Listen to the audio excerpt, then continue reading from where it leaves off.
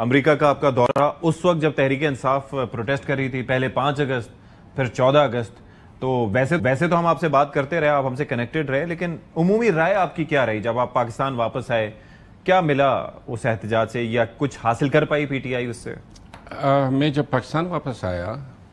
اور P T I کے دوستوں سے ملاقاتیں ہوئی، لیڈر سے، پارلیمنٹیرین سے، کیونکہ اس دوران اسمبلی کا اجلاس بھی جاری تھا، تو مجھ پہ یہ انکشاف ہوا کہ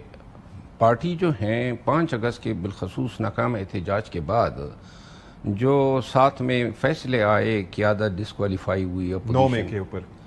مئی کے اوپر، اور بہت سارے لوگ جو ہیں اب اٹک کے اس پار محدود ہو گئے، ادھر آ بھی نہیں سکتے ہیں۔ میرا خیال یہ ہے کہ پارٹی جو ہے اس میں خوف جو ہے وہ بہت زیادہ سرایت کر گیا ہے۔ یہ نہیں تھا پہلے، یہ خوف، سینس آف فیئر، اور یہ ایکولی لیڈرشپ کے لیول پر بھی ہیں اور ورکرز میں بھی ہیں، اور مجھے کچھ اس طرح کی فیلنگ ہوئی کہ گویا پارٹی جو ہے دوبارہ 9 مئی کے سٹیج پہ آ گئی ہے۔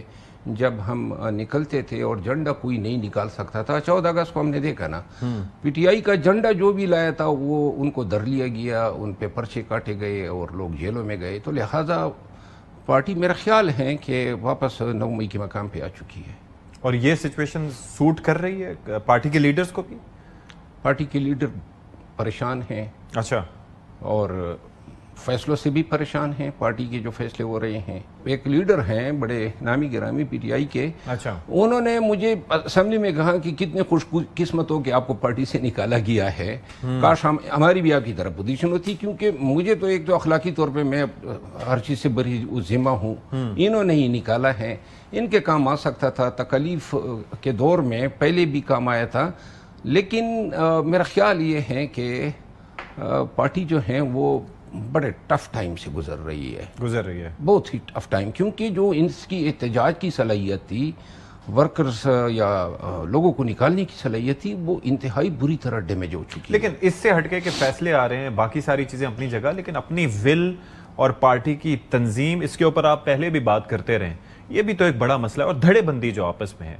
اسی لیے میں نے آپ سے پوچھا نا کہ کون لوگ ہیں جو اس میں ظاہر پریشان ہیں، اور کئی لوگ تو ایسے ہوں گے جو سٹیٹس کو ہی چاہتے ہوں گے کہ جو چل رہا ہے ایسے ہی چلتا ہے۔ دیکھیں، یہ جو ابھی اپوزیشن لیڈرز مقرر ہوئے ہیں، میں خود سمجھتا ہوں، مجھے محمود خان اچکزئی صاحب اور اعظم سواتی صاحب پہ کوئی ذاتی کوئی تحفظات نہیں ہیں، میں نے ان کو مبارکباد بھی دی ہیں، لیکن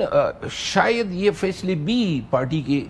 اندرونی دڑا بندیوں کا نتیجہ ہے۔ تو نہیں، یہ مجھے ذرا سمجھائیے گا کہ یہ بیرسٹر گوہر سے لے کے اور کتنے لوگ پارٹی میں، اسد کیسر صاحب موجود ہیں، کئی نام ہیں ایسے، تو کوئی اور بندہ نہیں سمجھ میں آیا تھا خان صاحب کو؟ یہ کیا 80 لوگوں میں سے کوئی اور نہیں نظر آیا؟ دیکھیں، میں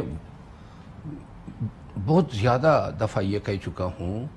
کہ خان کو جو مشاورت دی جاتی ہیں اور جس مشاورت کی بنیاد پہ فیصلے ہوتے ہیں، وہ مشاورت بدنیتیوں پر مبنی ہوتی ہے، اور ان مشاورتوں سے جو ہیں کوشش یہ کی جاتی ہے کہ پارٹی کے اندر جو ہیں کسی کو ابھرنے کا موقع نہ ملے، اور جو ہو یا جو بھی مقرر ہو ان کی مرضی اور منشا سے مقرر ہو، یہی وہ نتائج ہیں۔ میں آپ کو مثال دوں، خان نے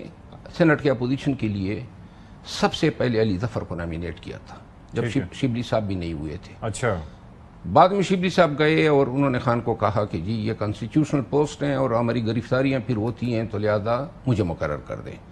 تو یہ فیصلہ ریورس کرایا گیا۔ آپ علی ظفر صاحب سے یا بیرسٹر گوہر صاحب سے آن ریکارڈ پوچھ سکتے ہیں، بلکہ